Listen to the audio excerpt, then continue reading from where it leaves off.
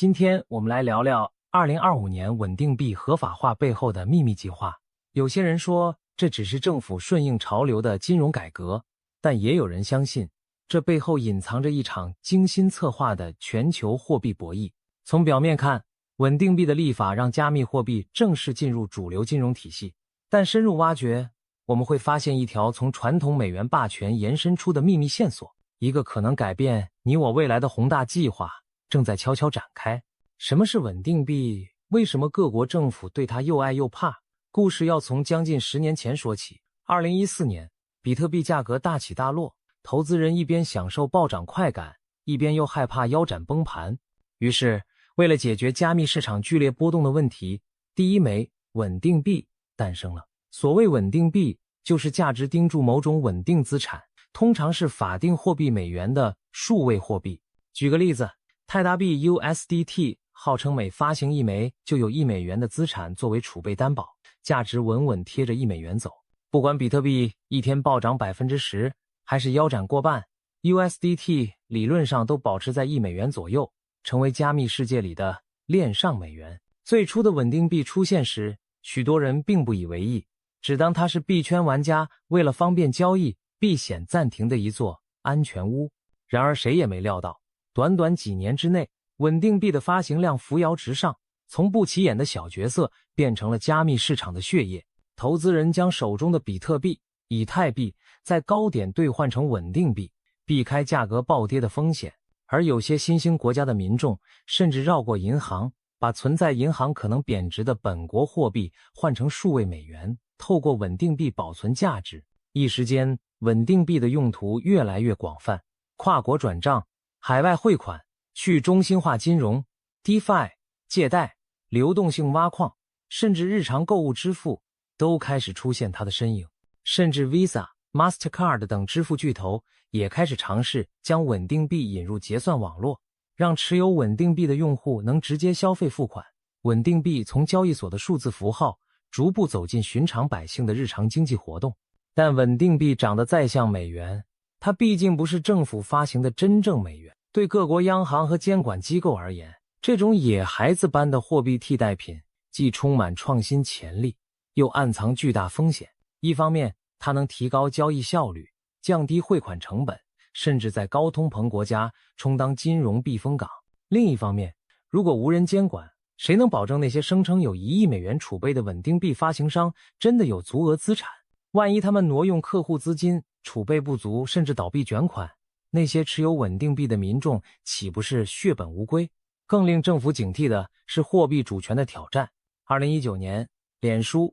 Facebook 高调宣布要发行自己的稳定币 Libra， 试图凭借数十亿用户的社群王国，打造一个超越国界的全球数位货币。这消息一出，各国政府如遭雷击，心中冒出一连串疑问。一家科技巨头若能发行货币，是否会动摇国家对货币的控制权？美元、欧元、人民币等法币的地位会不会被架空？可以说 Libra 点燃了各国监管的警报。结果，在强大的政治压力下， Libra 计划胎死腹中脸书，遭到各国央行和国会的联手狙击，不得不放弃这场造币梦。Libra 事件让全球监管者松了一口气，但也让他们第一次认识到稳定币潜藏的力量。一场没有硝烟的货币革命似乎正在酝酿。尽管 Libra 没了，市场上的私人稳定币却没有消失，反而更加壮大。老牌的泰达币 USDT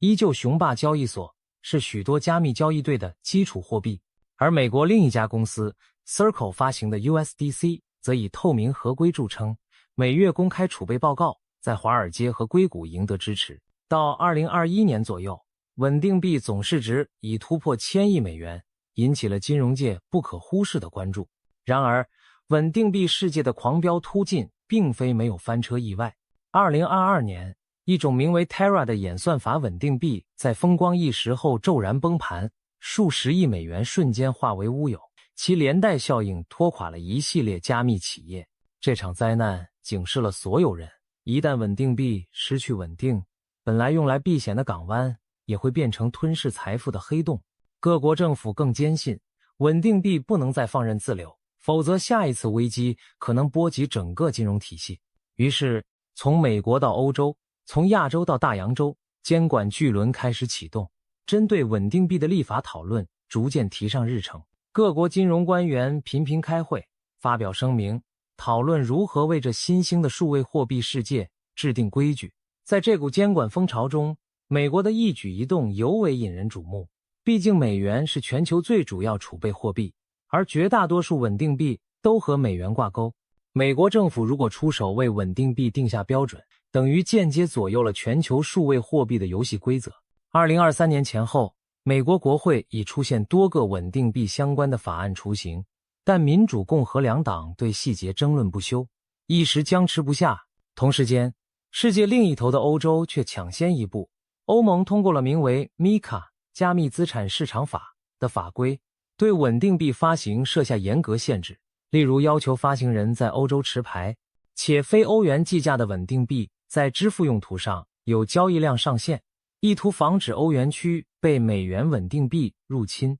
日本则在2022年修改支付服务法，成为全球最早完成稳定币立法的国家之一，允许受监管的机构发行日元或外币稳定币。不过，日本法规上路初期相当保守，市场应用有限。尽管如此，各国这些动作都传达出一个讯号：稳定币合法化的大势已不可逆转，只差临门一脚将其纳入正式金融体系。这临门一脚终于在2025年踏下。2025年7月，美国传来震撼性消息，总统川普签署了指导并建立美国稳定币国家创新法案，也就是俗称的 Genius 法案。美国有史以来第一部联邦层级的稳定币专法正式诞生。消息一出，举世哗然，全球稳定币市场规模高达2600亿美元。这部法律等于为这庞然大物戴上了合法的紧箍咒，也为未来市场秩序定下基调。许多市场分析师预测，随着监管明朗化，未来稳定币供应量可能呈指数级增长，数位美元将大量涌现。果然，法案消息公布后，加密货币市值应声大涨，投资人视之为加密产业迈入主流的重大里程碑。这部天才法案的内容到底是什么？它为何被认为是一盘精心布局的棋？我们不妨拆解看看。首先，法案要求所有支付型稳定币的发行都必须持有100%的高品质储备资产，至少1:1全额储备，不得有丝毫短缺。而且储备中绝大部分必须是流动性极高且安全的美元资产，像是美国国库券、短期国债、银行活期存款等等。还规定那些债券的期限不得超过93天。发行公司每个月都得向监管机构和公众公开储备报告。简单说，美国要求稳定币发行商把真金白银放在桌面上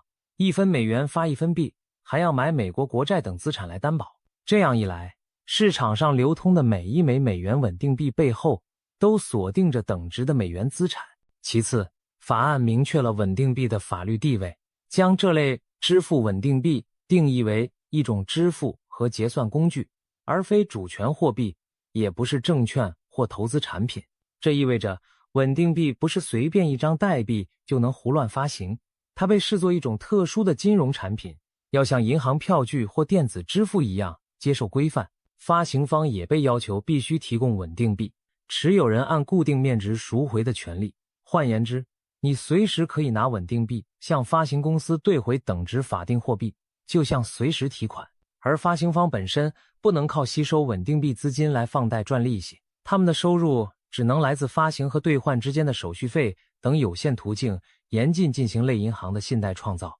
再者，法案限定了稳定币的发行主体资格，并不是你随便成立个公司就能发美元稳定币。根据新规定，只有3类机构可以获准发行稳定币。第一类是联邦监管的存款机构，简单理解就是持有银行执照的机构的子公司。第二类是经特批的非银行支付稳定币发行商，这类机构要符合相当严格的资本和监管标准。第三类则是各州认可的中小型稳定币发行商，但总市值不得超过100亿美元。无论是哪类发行方，都必须是美国境内注册，符合监管。境外公司则不得直接面向美国人发稳定币，这等于堵上了境外野鸡币进入美国市场的路，也让美国本土机构握有发行主导权。最后，法案也建立了严格的消费者保护和反洗钱机制，发行商的储备资产不得随意挪作他用，稳定币持有人的兑付权利在发行商破产时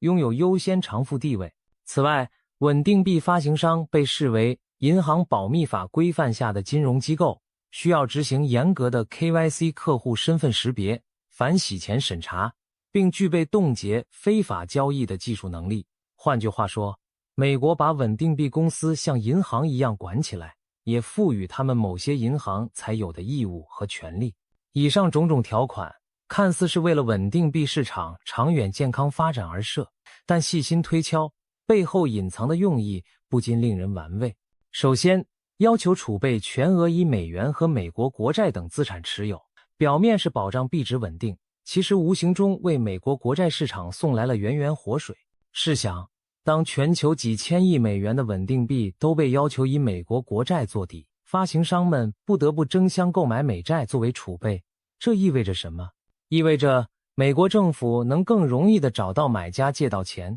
庞大的国债有了新的接盘侠。有人戏称，美国的巨额债务就像一艘漏水的大船，而稳定币储备就是不断涌进来补漏的水。美元稳定币成了美债续命的救生圈。美国巧妙地把自身的金融利益与全球加密市场挂钩在一起。其次，稳定币在美合法化，意味着美元的影响力变相延伸到了区块链领域。在此之前，虽然市面上大多数稳定币都链住美元，但那毕竟是私人行为，法律上美元和那些代币没什么关系。而现在，美国以立法形式承认并规范了美元稳定币，相当于正式将数位美元军团纳入战略版图。一旦稳定币受到各国用户欢迎，大量资金涌入美元稳定币，就会加剧美元化的趋势。各国人民可能不用美元现钞，却在日常经济中用起了美国认证的数位美元。对美国而言，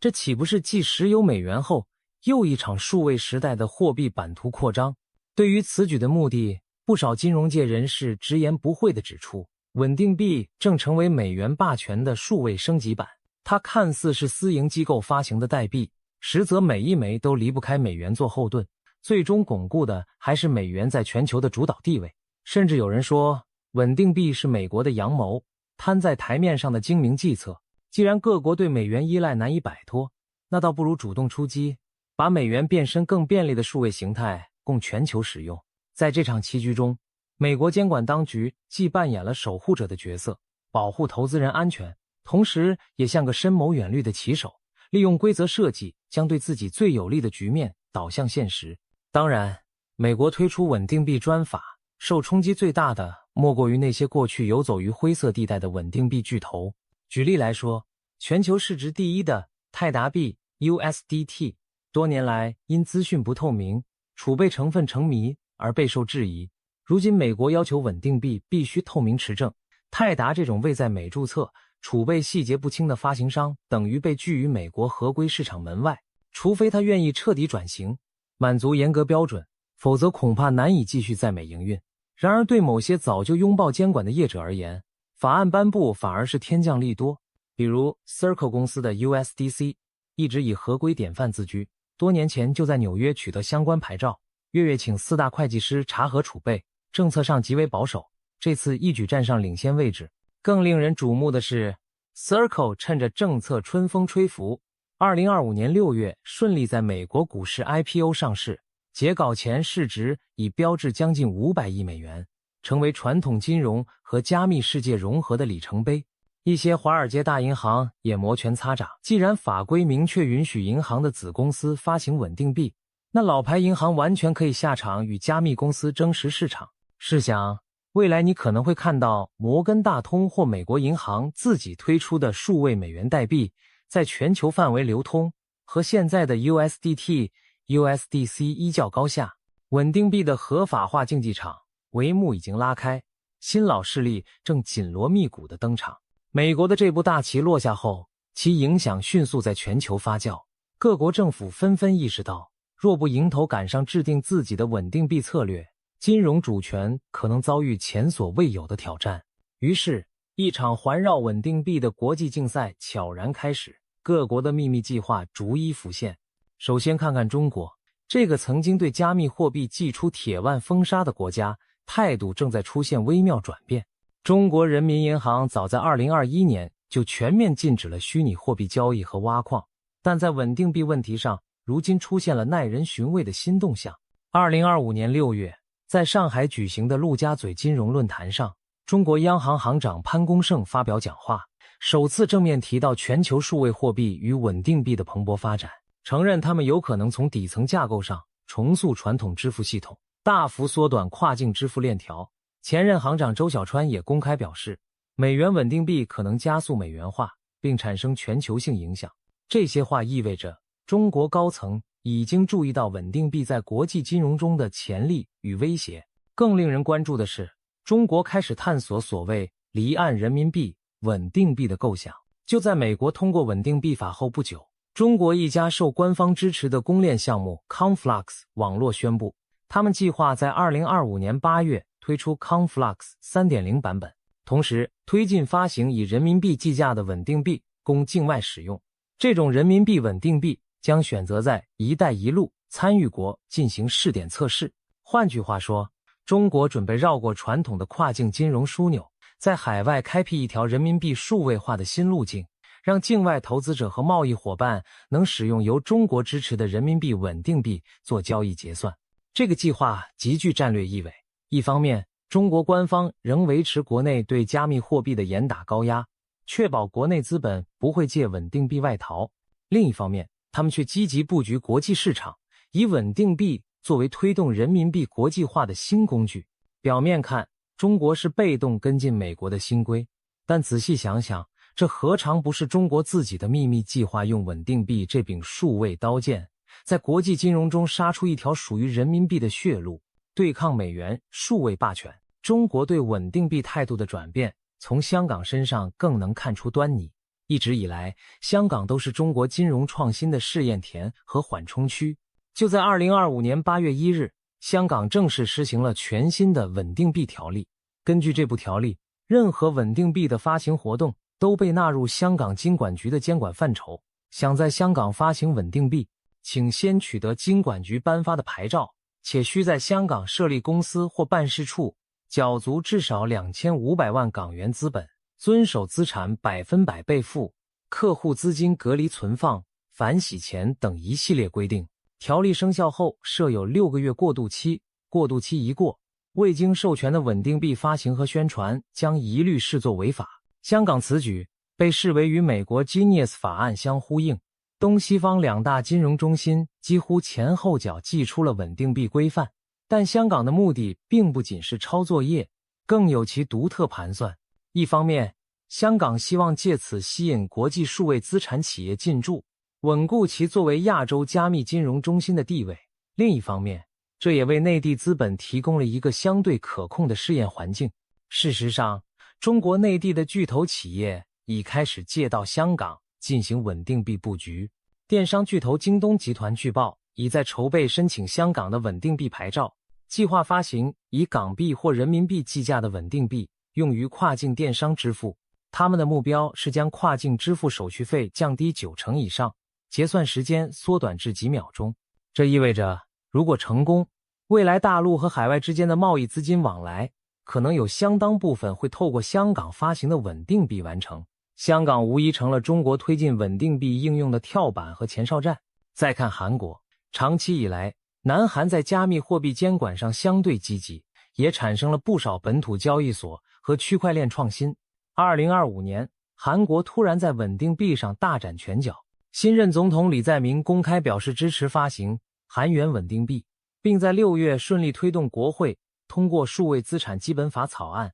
按照这项法案，只要是资本额超过5亿韩元的合格企业，就能申请牌照发行韩元计价的稳定币，前提是遵循监管许可制度和严格的储备管理。有2种可行模式，其一是由信托机构托管客户交付的法定货币，发行对应金额的稳定币；其二是由银行直接将客户存款代币化，发行相同价值的稳定币。值得一提的是，韩国央行也在今年宣布暂缓原定的央行数位货币 CBDC 研发计划，把重心转向配合稳定币监管制度的完善。看来，韩国决定走一条和中国不同的路，不是由中央银行单枪匹马发数位货币，而是调动民间力量一起打造韩元的数位化生态。韩国金融业更传出重磅消息，国内8大银行正合作筹建一个联盟，计划共同发行韩元银行稳定币，包括国民银行、新韩银行、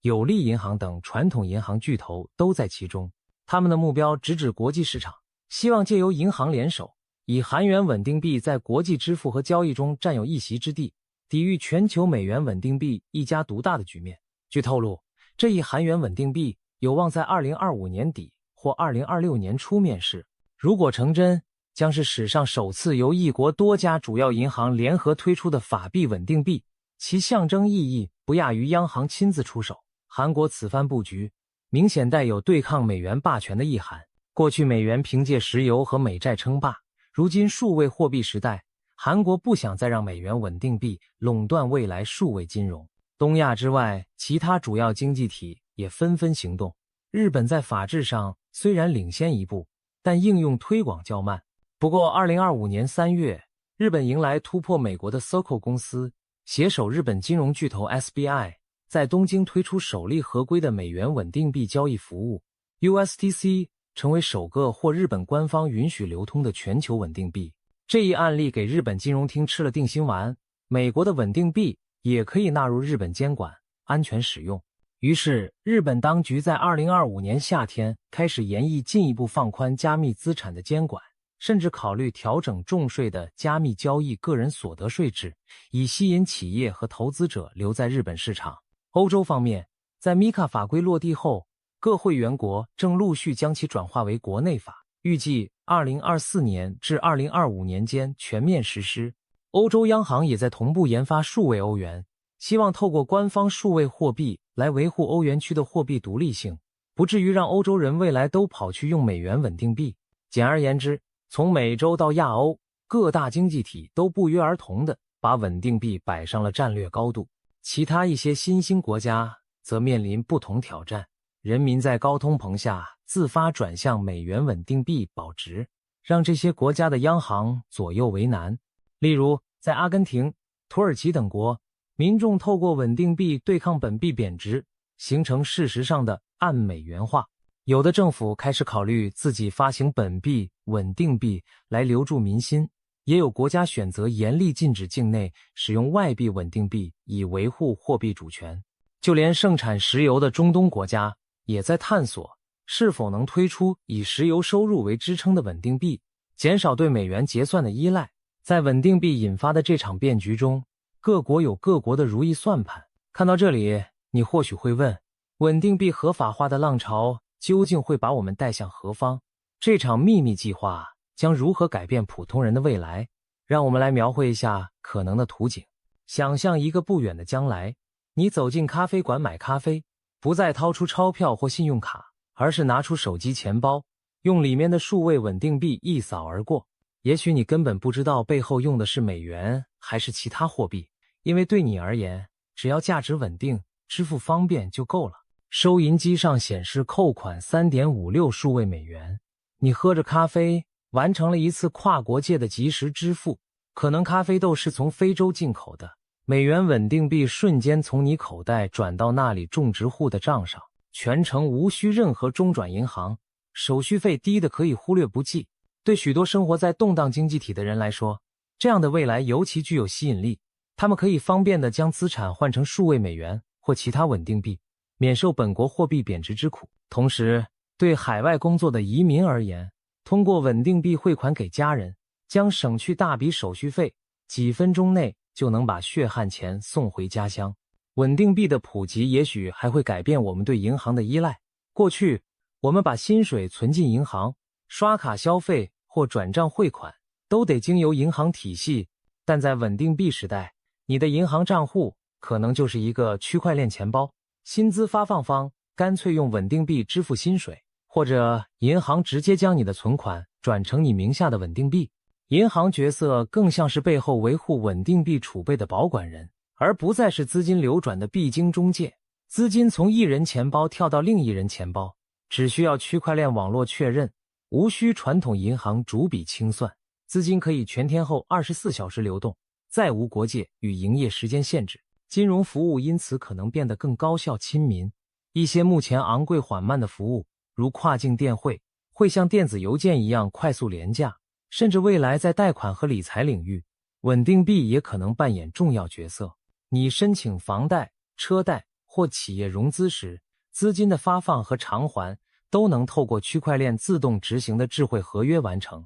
不仅如此，政府的各类补助款项与救济金也可以直接透过稳定币发送到公民钱包，确保每一分钱都及时且准确地送达需要的人手中。国际援助与慈善捐款则透过稳定币全球直达，减少中间剥削与拖延，让善款发挥最大效用。但是，事情有这么美好就结束了吗？稳定币计划的秘密一面，或许也意味着我们正让渡出更多金融隐私和主权。当所有交易上链并受监管机构监视时，非法活动确实更难隐藏。但一般人的每一笔开支也等于摊在放大镜下，你的数位钱包里有多少钱，花在何处，可能被严格审查。现金带来的匿名性将消失殆尽，政府和央行对资金流向将拥有前所未有的洞察和控制力。这对打击犯罪和维护金融稳定而言固然是好事，但也给未来的社会带来一丝阴影。我们是否会因此走入一个透明货币的时代？每个人都在财务上裸奔。想起那句老话，如果产品是免费的，那么你就是产品。在全面数位化的金融时代，个人数据和隐私本身可能成了交易货币的一部分。或许正因如此，我们才说稳定币合法化背后有一个秘密计划。这计划不是阴谋论般的臆想，而是真实发生的国际角力。美国在牌桌上打出了第一张王牌，用法律赋予美元稳定币正当性，为自身庞大的国债续命，同时将影响力数位殖民到全球网络。中国、韩国等不甘示弱，各出奇招，用自己的稳定币或数位货币方案布局未来。欧洲、日本则努力在监管与创新间求平衡，生怕成为他人的数位货币殖民地。这一切的一切都将塑造你我的未来金融生活。最后，我们不禁要问，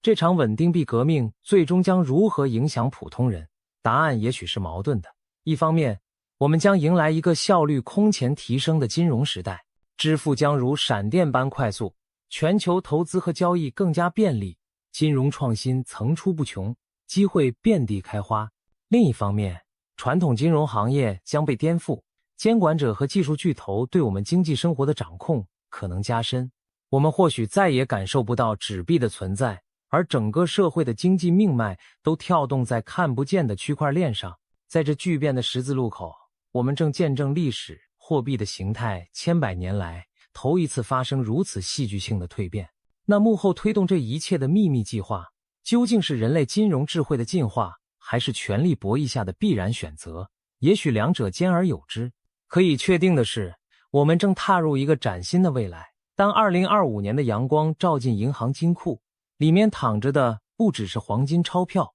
还可能是一串串代表价值的数位代码。稳定币合法化的序幕刚刚拉开，这场影响深远的巨变将持续上演，而你我都是这出大戏的见证者与参与者。未来以来，你准备好了吗？